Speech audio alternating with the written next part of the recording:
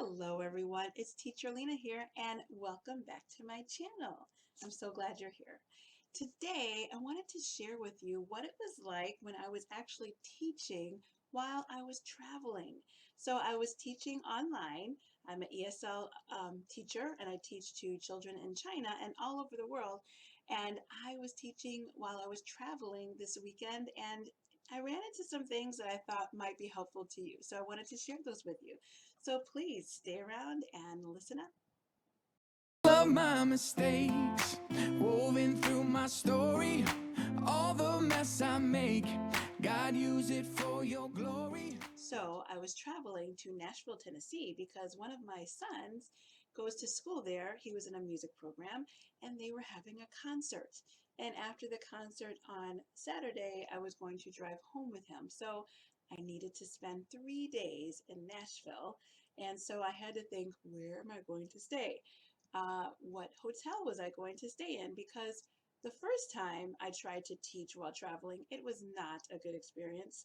I stayed at a hotel where the Wi-Fi was not very strong, and I did not anticipate this, and nor did I plan very well for it. I should have tried it out before I actually started to teach, and then I would have known whether or not the internet connection was strong enough at the hotel or if I needed to find another location.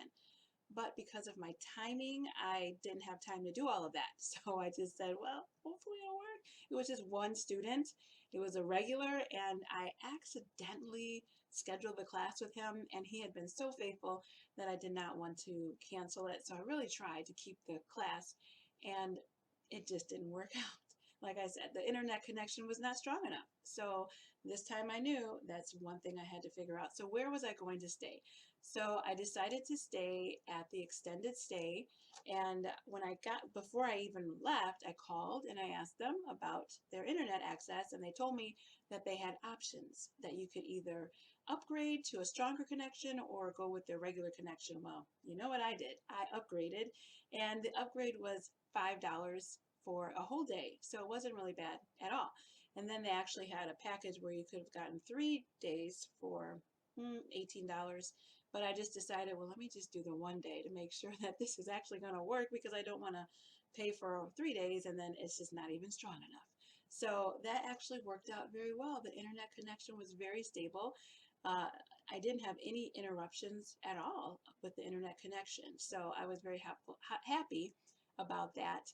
But if that didn't work, I had other options too, or other ideas, because I had listened to some other teachers talk about their experiences. And one, I knew that if I needed to find a stronger connection, which I didn't have to do, but I actually have heard some people say that they've gone to McDonald's. And McDonald's, you have free Wi-Fi. You can, one teacher sat in their dining area. It was early enough, and so there wasn't that many distractions. So they were able to teach in the dining area. Other teachers have said that they've actually taught in their car. So you could teach in your car sitting in the parking lot outside of McDonald's. And then, you could put up something to block out the background so you can't really tell that you're in the car. But I've seen it done. I've heard it done. So that's an option. But since I was at the hotel, I was able to teach in the hotel room. But I thought, well, what if I was traveling with somebody? Because this time I was traveling alone, but normally I have my family with me. So I had to think, what were some options for that too? Well, if I had my family, I could teach in the bathroom. If they're not light sleepers, they can they can sleep while I'm teaching in the bathroom. But if that doesn't work, oftentimes hotels have meeting rooms. So you could ask to use one of the meeting rooms, which when we teach normally in the morning, nobody's going to be using that meeting room, so it shouldn't be a problem. So you can teach in the meeting room, or you might be able to find a cozy spot in the lobby and teach in the lobby of the hotel also. So those are some other options if you can't stay in your hotel room because you don't want to wake your sleeping family. So that's number one. Where are you going to teach? Where are you going to stay? Right? And then after that, you have to think, well, what am I going to bring? Well, I had options. I mean, I normally teach with my desktop, but I can't take that with me. So I had to think, what am I going to do? I have a Chromebook, which I'm not going to be able to use for much longer. For some companies, they will not, I can't use it, especially the ones that have the apps that you will need to teach with. But if you teach from a browser, it will work. But if you teach from an app, it will not work. So I was able to bring my Chromebook and I was able to use that. But then I thought, oh, I wanted to use Manicam.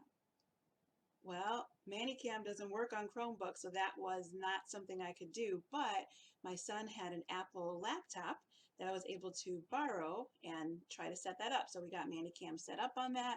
It was working beautifully. And then there was a problem with the camera actually connecting to the teaching platform. I was teaching with GoGoKid.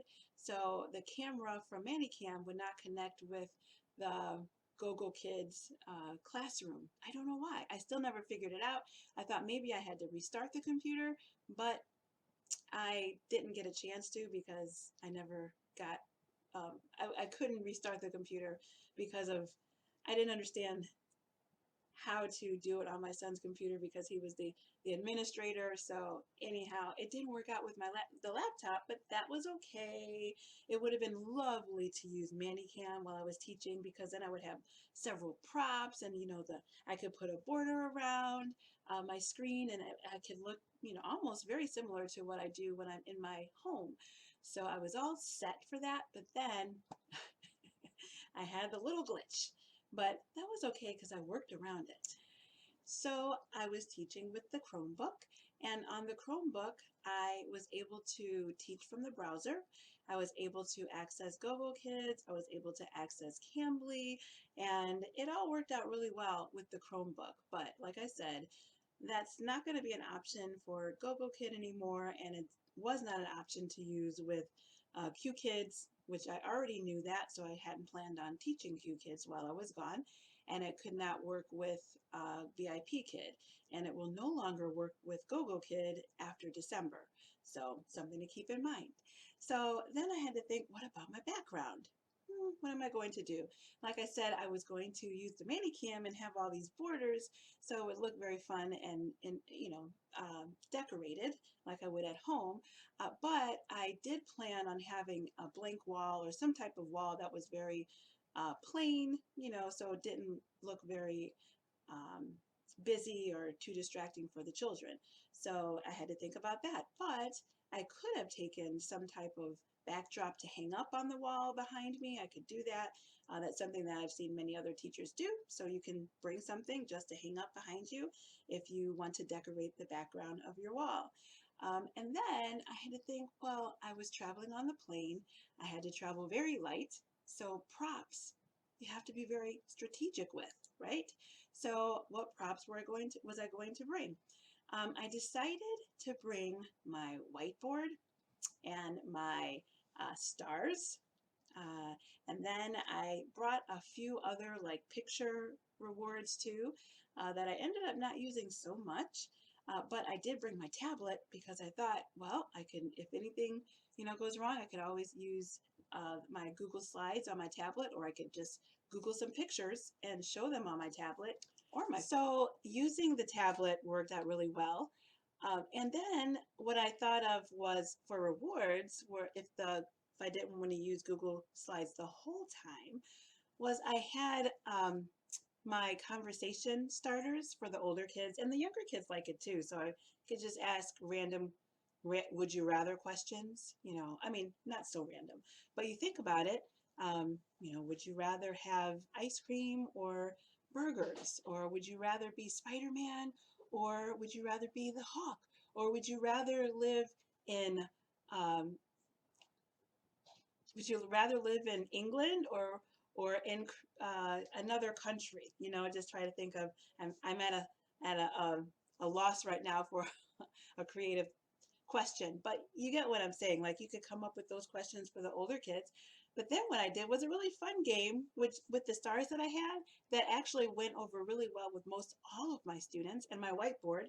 I just wrote the number one on the back of one star, and then I wrote the number two on the back of another star, and then I would hold the stars up and I would say, pick a star. Do you want this one or do you want this one? This one oh, this one? Okay. And then I'd flip it over and it would, if it was a number two, then I'd write on the whiteboard and say, oh, look, student two, teacher one. I always got the one that they didn't have.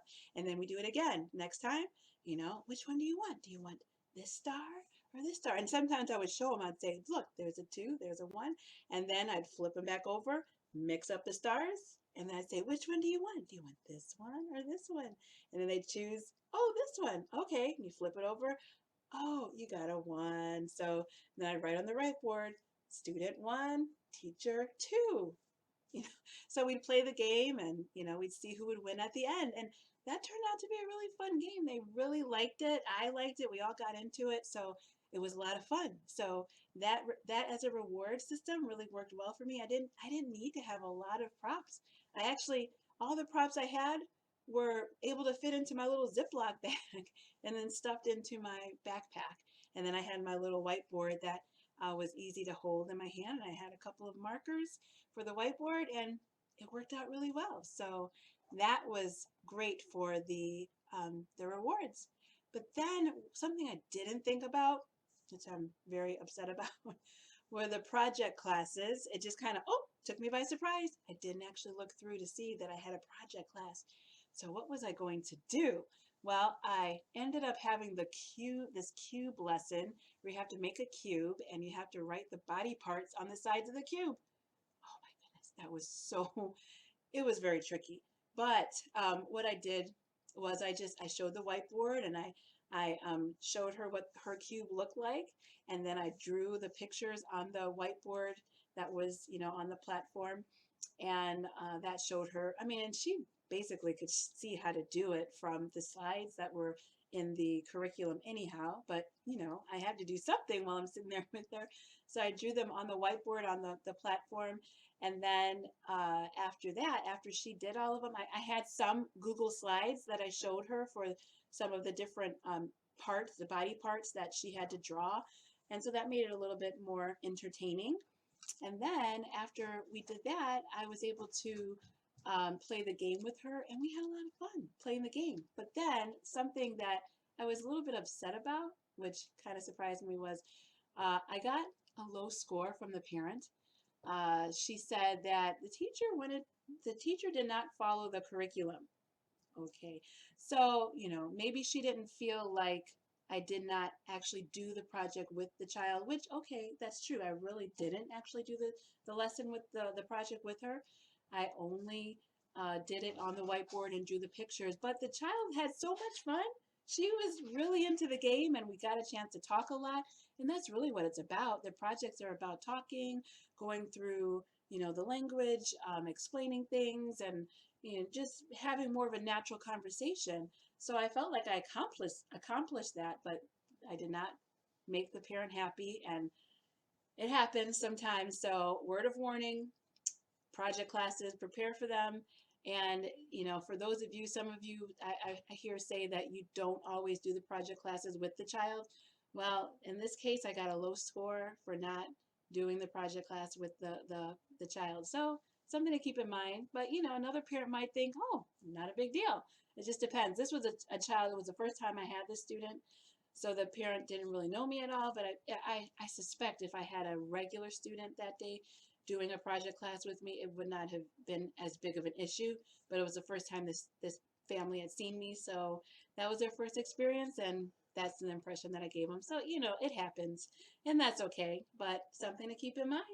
But that's how my experience went with when I was traveling. It went very well. I was happy with how things went, how things turned out, and how much I was able to get accomplished.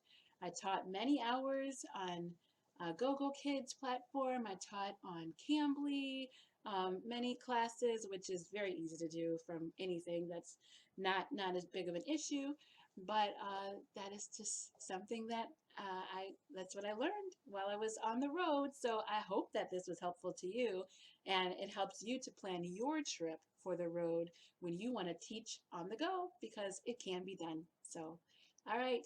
Thanks for listening. Bye.